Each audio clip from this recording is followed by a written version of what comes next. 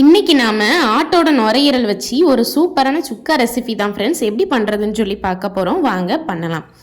Hello friends, welcome to my lovable recipes. இன்னைக்கு சுக்கா பண்ணுறதுக்காக நாம் இன்னைக்கு ஒரு ஆட்டோட நுரையீரல் வாங்கிட்டு வந்திருக்கிறோம் ஃப்ரெண்ட்ஸ். இதை ஒரு 3-4 தண்ணி நல்ல கைகளால் பிசைஞ்சு கழுவி தரணும். இந்த மாதிரி நல்லா கழுவி எடுத்துக்கிடலாம் ஃப்ரெண்ட்ஸ். சுவாச சம்பந்தமாக பிரச்சனை இருக்கிறவங்களாம் இந்த ஆட்டோட நுரையீரலை வாரத்துக்கு ஒரு தடவை சாப்பிட்டு வந்தாங்கன்னா அவங்களோட நுரையீரலுக்கு அது ரொம்ப பக்கபலமாக இருக்கும் ஃப்ரெண்ட்ஸ். ரொம்ப நல்லது. ஒரு 350 கிராம் நான் இன்றைக்கி பெரிய வெங்காயம் எடுத்துருக்கிறேன் ஃப்ரெண்ட்ஸ். நீங்கள் சின்ன வெங்காயம் கூட யூஸ் பண்ணிக்கிடலாம். பாருங்கள், எந்த அளவுக்கு சின்னதாக வெட்ட முடியுமோ அந்தளவுக்கு சின்னதாக கட் பண்ணிக்கிடலாம். ஒரு 150 கிராம் பழுத்த தக்காளி எடுத்து ஓரளவுக்கு மீடியம் சைஸில் கட் பண்ணிக்கிடலாம். காரத்துக்காக 3 பச்சை மிளகாய் எடுத்துருக்கிறேன் ஃப்ரெண்ட்ஸ். இதை நடுவில் அந்த மாதிரி கீறிக்கிடலாம். 3 பெரிய சைஸ் உருளைக்கிழங்கு எடுத்துருக்கிறேன் ஃப்ரெண்ட்ஸ். இது கிராம் கணக்கில் ஒரு 250 கிராம் இருக்கும். இதை ஓரளவுக்கு எடுத்து வச்சு சாப்பிட்ற மாதிரி நார்மல் சைஸ்லேயே கட் பண்ணிக்கிடலாம் ஃப்ரெண்ட்ஸ். பாருங்கள், இன்றைக்கி நான் இந்த மாதிரி வெட்டியிருக்கேன். இன்றைக்கி நாம் இந்த கிரேவி பண்ணுறதுக்காக ஒரு கரம் மசாலா பொடி தயார் பண்ணணும் ஃப்ரெண்ட்ஸ். அதுக்காக இன்றைக்கி நான் ஒரு துண்டு ஜாதி பத்திரி, 3 கிராம்பு, 2 ஏலக்காய், 2 துண்டு பட்டை, 1 ஸ்பூன் சீரகம், 1 ஸ்பூன் பெருஞ்சீரகம், 1 ஸ்பூன் மிளகு, 1 ஸ்பூன் கசகசா, ஒரு அன்னாசிப்பூ அவ்வளோத்தையும் நான் எடுத்திருக்கேன். ஒரு வானலியை சூடுபடுத்தி இது எல்லாத்தையுமே நம்ம சேர்த்துக்கிடலாம்.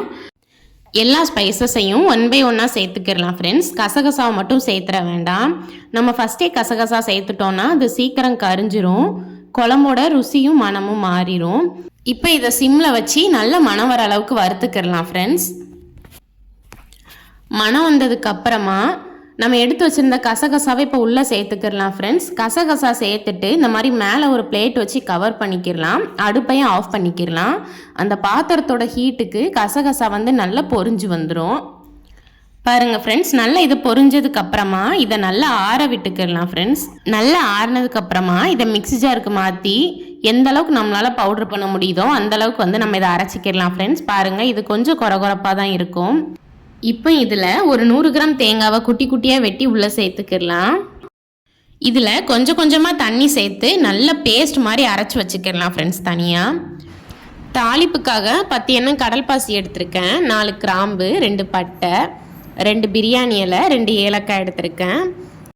சுக்கா பண்ணுறதுக்காக அடுப்பில் குக்கர் வச்சுட்டு தேவையான அளவுக்கு எண்ணெய் சேர்த்துக்கிடலாம் ஃப்ரெண்ட்ஸ். எண்ணெய் நல்லா சூடானதுக்கப்புறமா நம்ம எடுத்து வச்சுருந்தோம்ல ஸ்பைசஸை தாளிப்புக்காக அதை உள்ளே சேர்த்துக்கிடலாம். இது எல்லாமே நல்லா பொரிஞ்சதுக்கப்புறமா நம்ம குட்டி குட்டியாக வெட்டி வச்சுருந்த வெங்காயத்தை சேர்த்துக்கிடலாம்.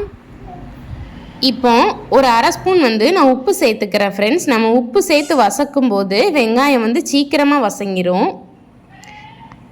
இப்போ நம்ம வெங்காயத்தை நல்லா வசக்கிக்கிடலாம். எந்த அளவுக்கு அப்படின்னா இந்த வெங்காயம் நல்ல எண்ணெயிலேயே வசங்கி குழஞ்சிடணும், அந்தளவுக்கு நம்ம வசக்கணும். இது ஓரளவுக்கு லைட்டாக கண்ணாடி பதம் வந்ததுக்கப்புறமா காரத்துக்காக வெட்டி வச்சுருந்த பச்சை மிளகாவை சேர்த்து வசக்கிக்கிடலாம். பாருங்கள் ஃப்ரெண்ட்ஸ், வெங்காயம் நல்லா இந்த மாதிரி குழஞ்சி வெந்ததுக்கப்புறமா நம்ம வெட்டி வச்சுருந்த தக்காளி பழத்தையும் உள்ளே சேர்த்துக்கிடலாம். இப்போ இந்த வெங்காயமும் தக்காளியும் சேர்ந்து நல்ல குலைவாக மறுபடியும் வெந்து வரணும், அந்தளவுக்கு நம்ம வசக்கிக்கிடலாம். பாருங்கள் ஃப்ரெண்ட்ஸ், இப்போ இதில் நல்ல எண்ணெய் பிரிஞ்சு வருதில்ல. இந்த ஸ்டேஜில் நான் வீட்டிலையே ஃப்ரெஷ்ஷாக ப்ரிப்பேர் பண்ண இஞ்சி பூண்டு பேஸ்ட் 1.5 டீஸ்பூன் சேர்த்துக்கிறேன். சேர்த்துட்டு நல்லா கலந்துக்கிறேன். இஞ்சி பூண்டு பேஸ்ட்டு சேர்த்ததுக்கப்புறமா கைவிடாமல் கலந்துக்கிட்டே இருக்கணும் ஃப்ரெண்ட்ஸ். அப்படி இல்லாட்டி லைட்டாக அடியில் பிடிக்க ஆரம்பிச்சிரும். இஞ்சி பூண்டோட பச்சை வாசனை நல்லா போனதுக்கப்புறமா நம்ம கழுவி வச்சுருக்கிற நுரையீரலை உள்ளே சேர்த்துக்கிடலாம் ஃப்ரெண்ட்ஸ். எல்லா நுரையீரலையும் சேர்த்ததுக்கப்புறமா நம்ம ஆல்ரெடி வசக்கிருக்கோம்ல வெங்காயம் தக்காளி, அது எல்லாமே நுரையீரலில் படுற மாதிரி நல்லா மொத்தமாக கலந்துக்கிடலாம் ஃப்ரெண்ட்ஸ். நல்லா கலந்ததுக்கப்புறமா அடுப்பை மீடியம் ஃப்ளேமில் வச்சு ஒரு 2 நிமிஷத்துக்கு அப்படியே விட்டுறலாம் ஃப்ரெண்ட்ஸ். பாருங்கள் ஃப்ரெண்ட்ஸ், நல்ல சூட்டிலையே ஓரளவு இது சுருங்கிருச்சு. இந்த ஸ்டேஜில் 4 ஸ்பூன் நான் குழம்பு மசாலா பொடி சேர்த்துருக்கிறேன் ஃப்ரெண்ட்ஸ். இது வீட்டிலேயே நல்லா ஃப்ரெஷ்ஷாக அரைச்ச பொடி சேர்த்ததுக்கப்புறமா இதையும் நல்லா மிக்ஸ் பண்ணிக்கிடலாம் ஃப்ரெண்ட்ஸ். இப்போது நம்ம குழம்பு மசாலா பொடி சேர்க்கும் போது அடுப்பை மீடியம் ஃப்ளேம்லேருந்து லோ ஃப்ளேமுக்கு மாற்றிட்டேன் நான்.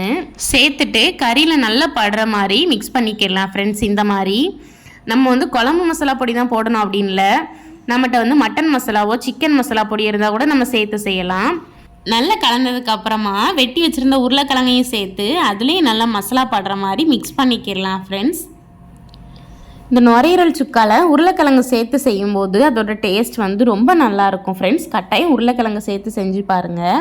இப்போ நல்லா மிக்ஸ் பண்ணதுக்கப்புறமா தேவையான அளவுக்கு தண்ணி சேர்த்துக்கிடலாம். நான் இன்றைக்கி சுக்கா மாதிரி வைக்க போகிறதுனால கொஞ்சமாக தண்ணி சேர்த்துக்கிறேன்.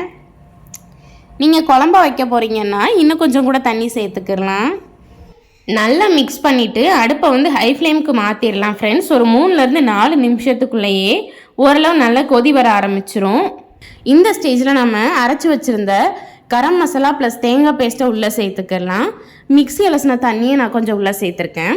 இப்போ அதை நல்லா மிக்ஸ் பண்ணிக்கிடலாம். ஆல்ரெடி நாம் வந்து வெங்காயத்துக்கு தேவையான அளவுக்கு உப்பு சேர்த்துருக்கோம். இப்போ வந்து கறிக்கு தேவையான அளவுக்கு ஒரு 1/2 ஸ்பூன் உப்பு சேர்த்துக்கிடலாம். இதுக்கு மேலே சேர்க்க வேண்டாம், தேவைப்பட்டால் பார்த்துட்டு சேர்த்துக்கிடலாம். இதை வந்து நல்லா மிக்ஸ் பண்ணிக்கிடலாம். ஓரளவு நல்ல கொதி வந்ததுக்கப்புறமா குக்கருக்கு மூடி போட்டுடலாம் ஃப்ரெண்ட்ஸ். ஒரு 3 விசில் போட்டுக்கிடலாம். 3 விசில் வந்து ப்ரெஷர் எல்லாமே போனதுக்கப்புறமா நம்ம வந்து மூடியை ஓப்பன் பண்ணிக்கிடலாம். ஓப்பன் பண்ண உடனே வாடை நல்லா கம வருது ஃப்ரெண்ட்ஸ். பாருங்கள், நல்ல கலர்ஃபுல்லாக இருக்குது. எண்ணெய்லாம் நல்லா பிரிஞ்சிருச்சு. நம்மளோட நுரையீரலும் நல்லா வெந்துருச்சு.